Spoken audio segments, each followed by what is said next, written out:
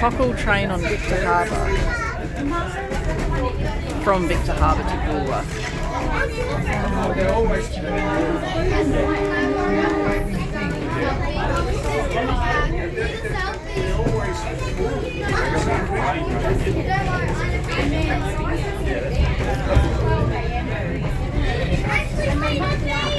Last night we stayed at Encounter Bay, and there's a museum here about Matthew Flinders and I think the time he spent here as well. We're going to check out later. What can you see? The beach.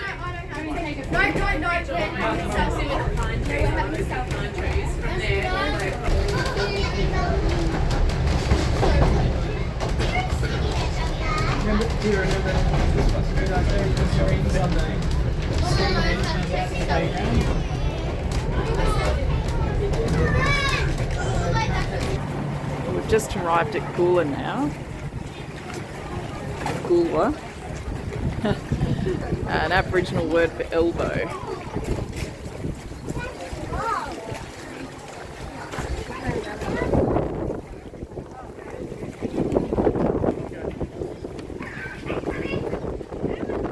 We're just told that this station was originally set up to be a temporary station, but we're still using the same one to this day.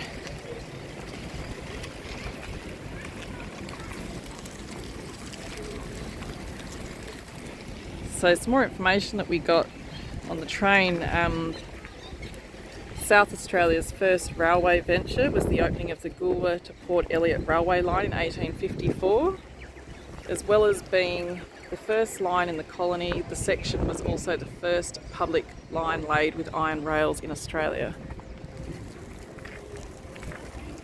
The line was constructed to provide an outlet for the River Murray trade of the 19th century, although this role diminished following the extension of the more direct line from Adelaide through Kapunda to Morgan.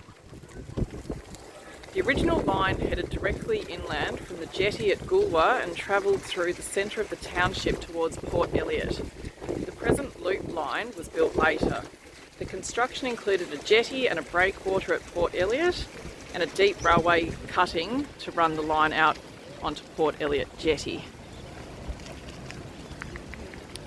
Unfortunately, it soon became apparent that Port Elliot was a bad choice as a harbour.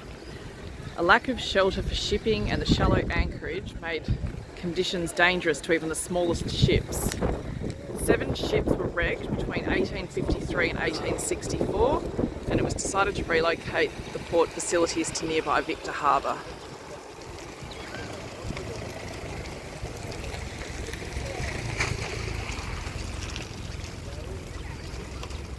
This extension was opened for traffic in April 1864. The Port Elliot facilities were abandoned following completion of the line to Victor Harbour.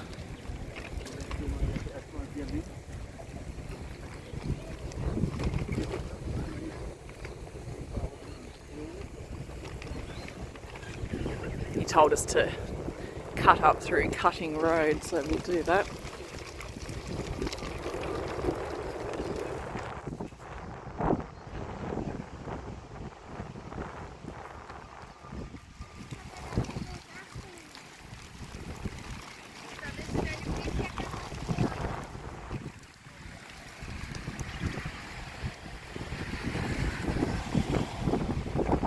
The last little bit of information that I got here was that the railway was extended northwards to Strathalbyn in 1869 by means of a line from Middleton, but it was not until 1884 that the line from Adelaide reached Strathalbyn and through travel was possible to the capital.